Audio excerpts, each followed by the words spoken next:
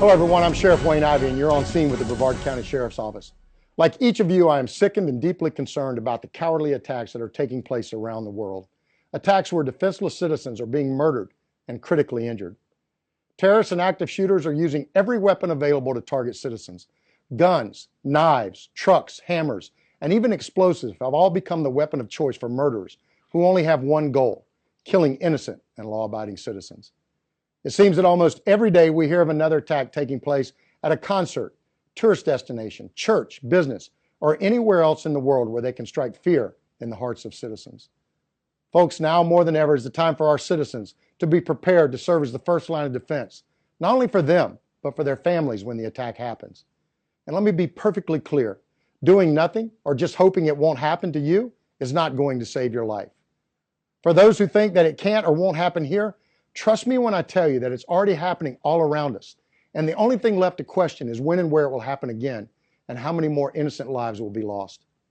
As everyone knows, I am probably one of the most politically incorrect sheriffs in the country. And to be honest, I'm good with that.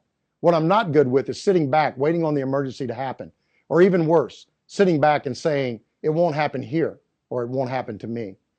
Preparing Americans to protect themselves is a conversation we need to have right now. And giving our citizens the ability to survive a violent attack is not only politically correct, it's the absolute best way we can help protect those we took an oath to protect. Yesterday, I saw a news story where in other parts of the world, they are telling citizens if they are attacked to run, hide, and tell. Really? Coaching citizens that the best way to save their life and the life of a family member, coworker, or friend is to run, hide, and tell? What's next? Ask you to run, hide, and then draw a line in the sand while daring the cold-blooded murderer to cross it? Not here. In my book, what's next is to fully understand that this is war, and you better be prepared to wage war to protect you, your family, and those around you if attacked. I am firmly convinced that as Americans, we can no longer sit back and pray the fight isn't brought to us. Instead, we have to stand together, shoulder to shoulder, prepared and ready to issue an immediate and directed response when the attack happens. Terrorists and active shooters know that our citizens have been coached to run and hide and then patiently await help. In fact, they count on it so they can strategically target as many citizens as possible. What they don't count on is being attacked themselves, having to become defensive to save their own lives. No matter who you are or what your position is on guns, there is no denying the fact that the only thing that stops a bad guy with a gun or a knife is an armed and well-prepared citizen or law enforcement officer. There is no doubt that as soon as 911 is called, law enforcement is on the way. However, until they arrive, it's up to you and those with you to neutralize or eliminate the threat. You have to make a decision right now, right this moment, to be prepared to save your life and those you love when the attack happens. Sun Tzu says in The Art of War that every battle is won or lost before it's ever fought. As a society and a community, we can no longer afford to wait for the attack to happen and then develop our survival strategy. We have to fight this battle on the front end by preparing ourselves to fully respond against the attackers when the time comes. As sheriff, I encourage you to be prepared to protect yourself and develop your survival strategy right now. If you have a concealed carry permit, then carry your gun with you at all times possible. It's not doing you any good at the house or in the car when the attack happens. Remember, if you've chosen a gun to protect yourself in the event of a violent attack, then you need to practice on a regular basis. I invite you to take our class, Self-Defense Through Tactical Shooting and Decision Making, where you will receive expert training from our Brevard County Sheriff's Office firearms instructors who teach our deputies how to be tactically prepared for any type of attack.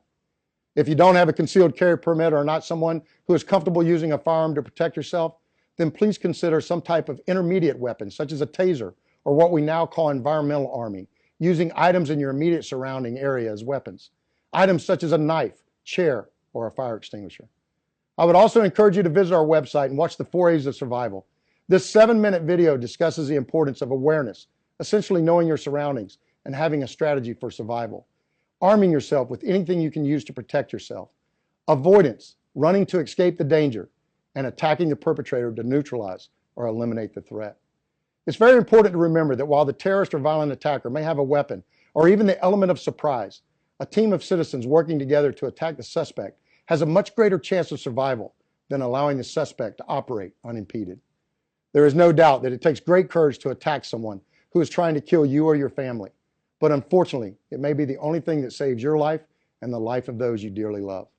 I ask you to remember this if you ever find yourself in the middle of a violent attack. Since the terrorist attacks that occurred on 9/11, we all remember the videos of the Twin Towers and Pentagon where thousands were killed. Out of all the attacks that day, only one failed. The plane that was hijacked by terrorists and then was taken back by brave Americans who worked together as a team to keep the terrorists from reaching their targeted destination. While we will never know how many lives they saved that day, one thing is perfectly clear. Their heroic actions saved countless lives and showed terrorists what happens when Americans fight back. Remember, it takes a community to protect a community, and right now is the time to prepare for the emergency so we can do everything possible to protect ourselves and those around us should that time ever come. Best case scenario, you are mentally and physically prepared, and that day never happens.